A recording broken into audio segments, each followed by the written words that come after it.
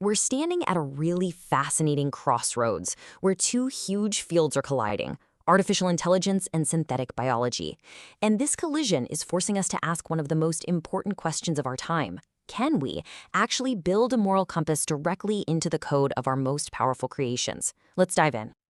So, here's the big question, the one that's on everyone's mind. And honestly, it's not science fiction anymore.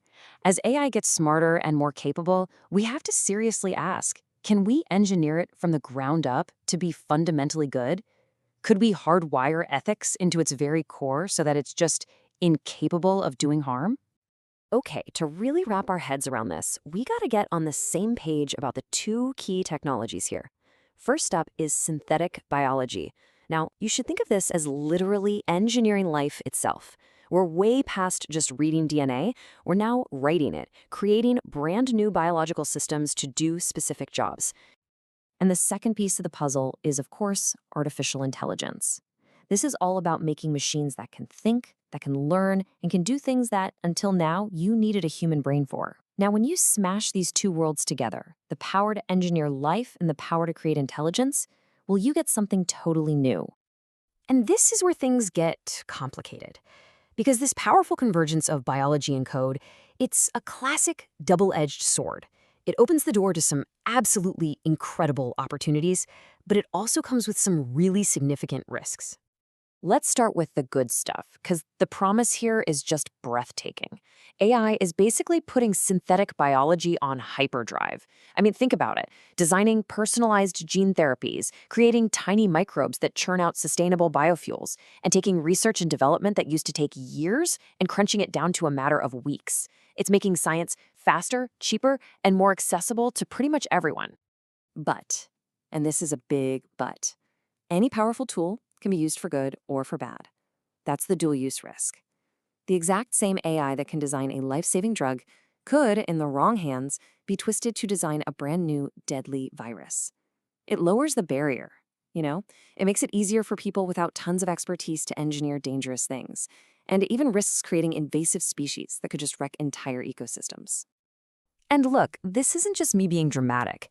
Experts in the field are sounding the alarm with warnings exactly like this one. It just perfectly captures the ethical tightrope we're all walking. So the real question becomes, how do we get all the amazing benefits while slamming the door on catastrophic misuse? So where do we find the answer? Well, interestingly enough, some researchers think the blueprint might have been under our noses the whole time, in nature itself. It might just hold a kind of ethical code tested over millions and millions of years of evolution. Okay, check out this analogy. It's really cool. In biology, scientists can build what they call kill switches into organisms. It's a piece of genetic code that basically tells the organism to self-destruct if it ever leaves the controlled environment of the lab. So what if we could do the same for an AI? What if we could build in a fundamental, unhackable off switch that keeps it locked within safe boundaries no matter what it learns or does? This all boils down to a really powerful idea, the concept of giving AI its very own digital DNA. What we mean by that is encoding a set of unbreakable ethical rules directly into an AI's core architecture, making morality just as fundamental to its existence as our genes are to ours. You know, this idea actually isn't brand new. It has a pretty famous ancestor. Way back in the 1940s, the sci-fi legend Isaac Asimov dreamed up his 3 laws of robotics. It was a brilliant first attempt at imagining what these kinds of hardwired ethical rules for machines might look like. But here's the twist. Asimov himself was the first to show us why this is so incredibly hard.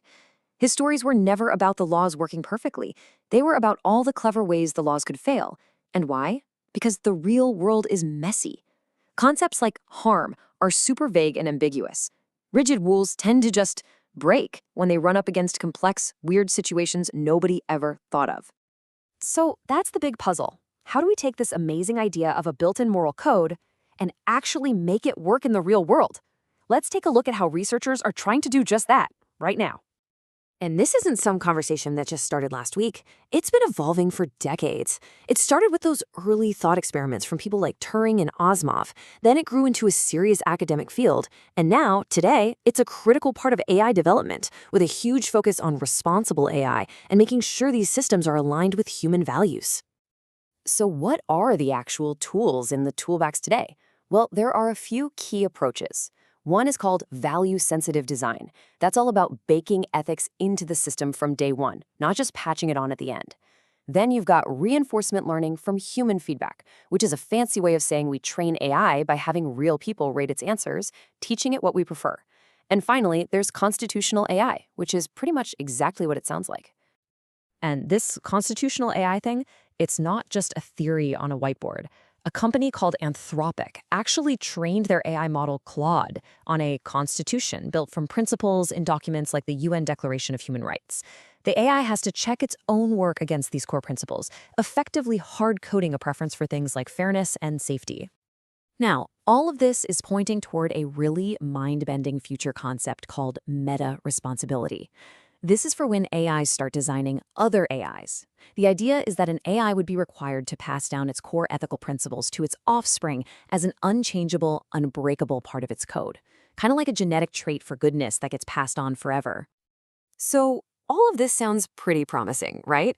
But let's be real. We haven't cracked this code just yet. We have to take an honest look at the road ahead and the pretty serious challenges that are still out there. Yeah, despite all this amazing progress, there are still some huge hurdles. For one, morality itself is slippery. What's right or wrong can totally depend on the culture and the context. We have a lot of promising pieces of the puzzle, but no one has the whole picture yet. And then there's the balance problem.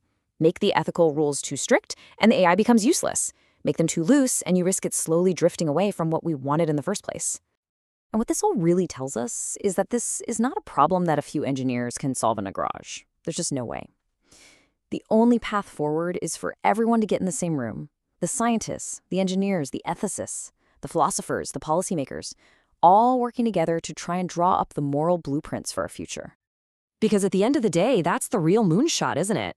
We're trying to build a future where our most powerful tools have ethics baked right into their soul. A future where doing the right thing isn't an afterthought or a line of code you add later, but is as fundamental to the AI as its ability to think in the first place. So, I want to leave you with one last question to chew on. We are pouring so much of our energy into teaching machines our own morality. But what happens if we actually succeed? What might an intelligence that can analyze thousands of years of human ethical debate without any of our biases one day teach us about our own values? What kinds of patterns might it see that we've been blind to this whole time? It's a question worth pondering.